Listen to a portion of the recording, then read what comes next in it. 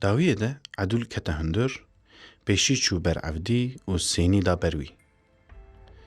عفدی بکن جیره گود. نا عدولان پیشی ببر دوریش من اف حقیویه. عدولی وی جاری سینی دا بر عمر شرقی عمر جی نگرد. عدول لخو فتلی و تیک لناف جاوه دوریش میزکر و بربوی وچو. دوریشی لناف جاوه و میزکر و مزجی.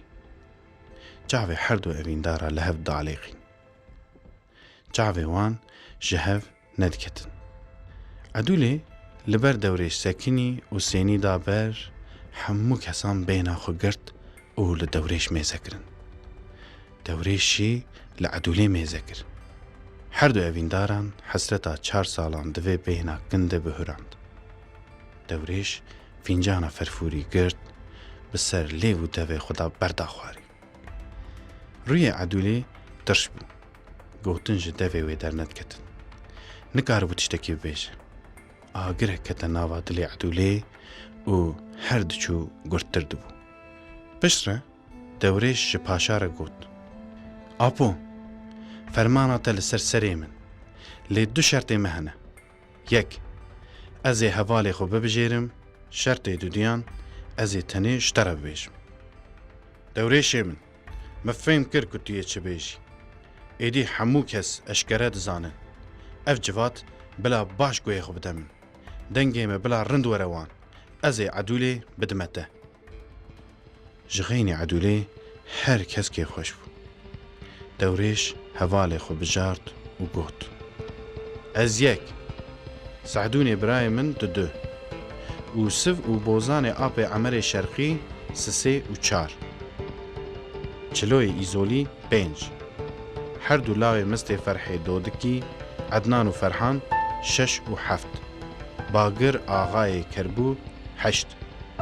سلیم و ایب مصطفی 9 و 10 محمد تمی بو 11 ایسوی ملا علی بو 12 هوا 6 ایزدی و 6 بسلمان حتانی 3 روژان هاتن بر کون ملان و دانه ری باش زانبون که جوه ریه وگرینه که بساقی تونه 12 شروان فدایی سوار حسبان بون درکت نره بگرین و بتلیلی جنان 12 قهرمان ملان دبنیا کون پاشاره درباس بون عدولی هیلا ماله تاوی خوشگین چلو لپیا سکنی بو و لدوریش و حوالی وی میزد کر. دوریش سر خوفتلان بوی هلیوه و چاوی وی به عدولی کت. سر حدبان بر به عدولی و داگراند گهیشت جمع عدولی. عدولی دست خو آوید سر حدبین و گرد. دوریش شیراگو. عدول تخیره؟ چاوین هر کسی لمایه. در ری آمد بری. تو چه دکی؟ که دنیره بلا بنیره نخمامنه از ناهلم تهری مرنی گاوا تهاتی و تفینجان قهوه وخوار مگو قی دنیا حمو بو ملکیم لی من نزانی بون هونی وسا هر 12 پیا هرن مگو قی توی پیشنگ بی سردار بی و ارتشا ملانی لپیتا وره عدولا دلال نها ندما گلی و گازنانه از نجبو ته و نجبو باوی ته از جبو ملا دهرم و نجبو شر تنی جبو کوشا هیزا نیاره دوریش پشتا خدا عدولی و به حوال و هوگر خوره چون عدول قیریا و گریا لی دوریش گوه نداوی و پشتا خدای و چو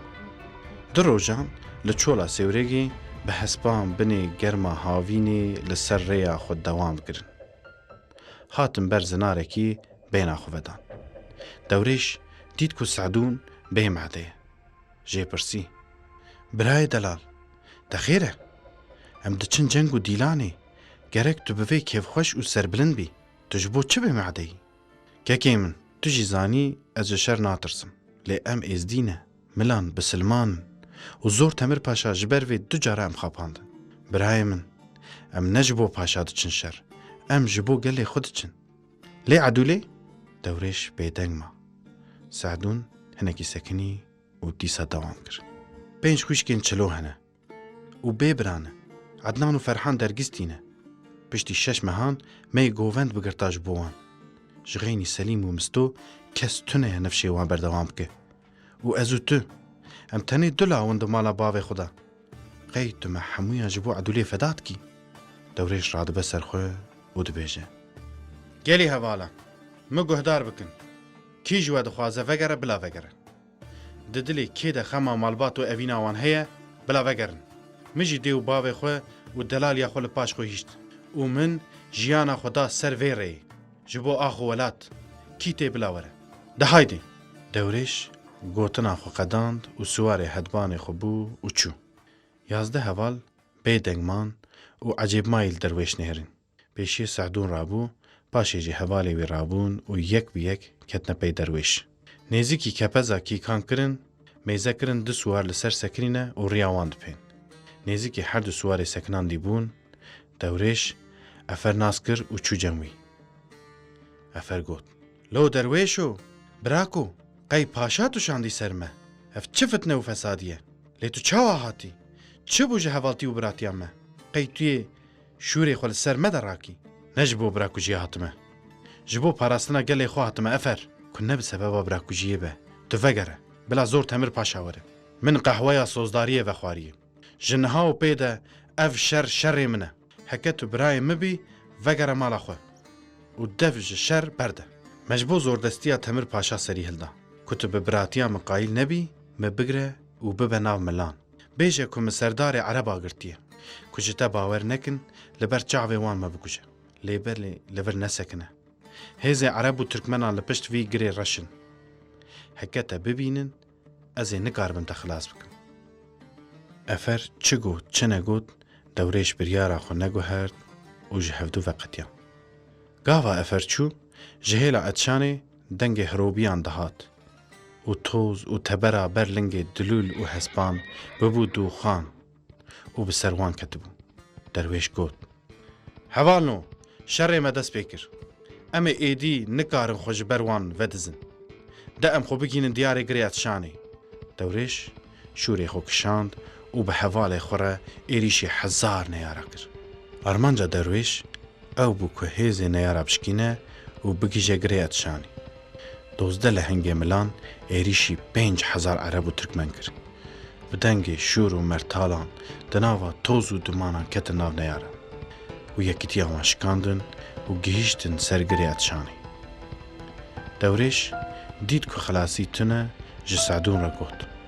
xelasiya me tune ye û millî li benda agahiya min e here û heya wan pêxe heya hûn werin em ê şer dirêj bikin lê ne Sehdûn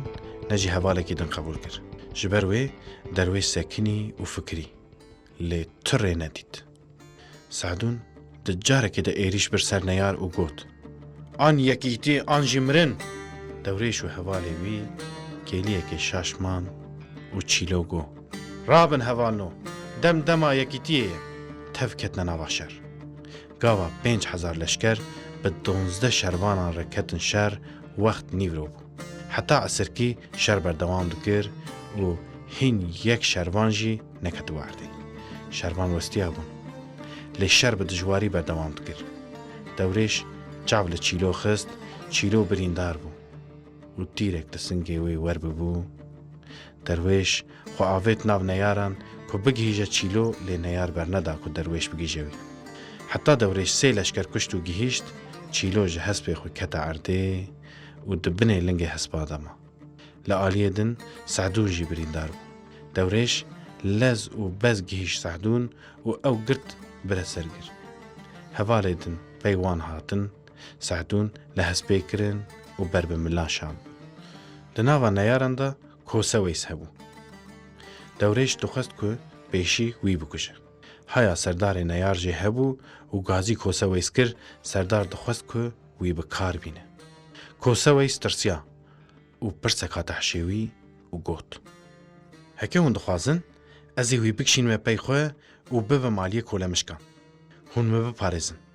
dema lingê hespê wî kete qolika mişkan hûnê jî bigîjne me û êrîş bikin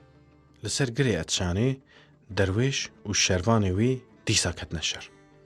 ji ber ku çîlo û Sehdûn تب خمگین و هرس ببون جبو طول وان هلدن وک شیرا خوابت نسر نیاران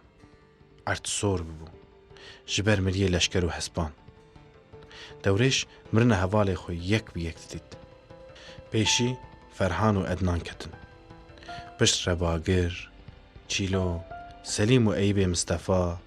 محمد تمه و ایسو کتن دورش هر جاری زیده تر هرس بو و دجوارتر شر کر نیار دید کج درویش خلاص نابن و کوسه ویس خو نیشانی درویش دا دورش حجومی وی کر او جی رویه حتی کولا مشکا دورش همه کو گیشت کوسه ویس لنگ ادبان کتا قلقا مشکا ملی راسته یه دورش شکیابو و نکار بو شوری خو بگره نیار به دجواری لید خستن حیاکو افرگیهش دا سر درویش و گوت برای درویش ایدی بسه دسته من ناچه کتب کجم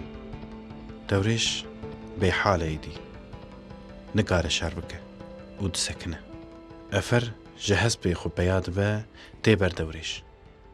دوريش لعرضي وزلية وبريندارة أفر بفي حالة دوريش خمجين دبه براي أفر أجر توي ما بكو جي تزاني بدلي خوي لي داخوازيك من هي بيجا داخوازة السرسريم مدرخن دياري قري أتشاني جندك هوالي مجي بكشين هندامن وبحالا من بدنا كفري قلاوز كو أزبري بساغي بر لبرونشتبو وما بشتا خو سبارتوي بري ما بدنا قراج داغي كفي وعقالا ما بدنا دوزاني كركو عباين بافين سرمن سنبيلي ما بخوينا ما بافدن چاقا كو أزمرم دا كو از قراج داغي ببينم از باورم كو و عدوليجي من ببينه أفر وقت داخواز هوالي خو آميجي و دوريش وصاحيشتن وچون جاوه دوريش لسر ريا عدولي بو و دسكني هيدي جاوه وي تاريد بون تترسياكو بري مرني عدولا خويا دلال نبينه بشتي قراج داغي هيزا ملان ديد دوريش دبر خداغو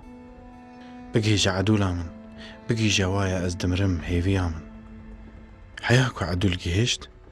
جاوه دوريش وكريبو لي الرحي وي جهشتو بعزمانا عدولي سري وي داني سرچوكا خو دس بدورك دل شواد كر ايدي فدي مدينة مابو درويشي وي چبو لدار دني كسكي وي نمابو ايدي هبونا ويا فيدني لي حرام بو و دست بكلاما خود كر يا الدرويشو وزينب مال ونب ميرم يا الدرويشو زينب مال ونب ميرم وزي خوك حفرات برازي قدوز بسمع ببينا شيرم قابل خيبي بريه شاب درويش عبدي دلالي دلي خود كفيم زهر حفرات هردوز بسمع ما بقالب صابون رقي زي لسرق قري حامد عشوتي بسكنم ولا بدوخات شاق وبشيرم هيلو هيلو هيلو هيلو هيلو هيلو ميوالو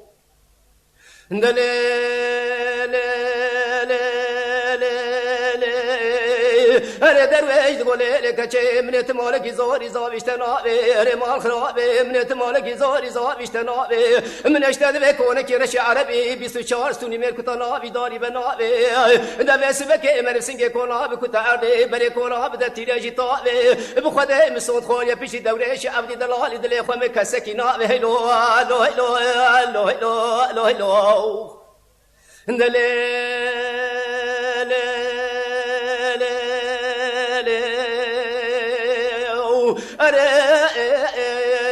كشيت قولوا درويش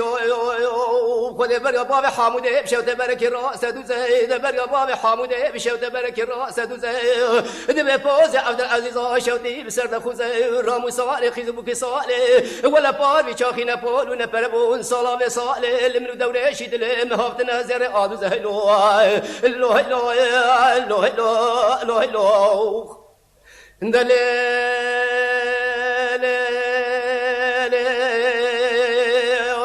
هر کچک دولا لا درویشو خواست دلیم بخواستا ده خواست ویرو دلیم بخواستا برا درویش عبدی دلالی دلیم بدر مال بابم دباتان رو وستا بلا تاسک یا بجم کن که جم خوزاخ جم زریه بخواستا خود من جوته زرم مکاب بریا یکیل شوندی فنجانی قاوه یکیل شوندی فنجانی چای ارد بن کنه زور تمر پاشاره جی درویشی خور بورم بکراب دادستا آی مقصد دلیم گلک ابو هجا من اجربه خو بخواستا هلو هلو هلو هلو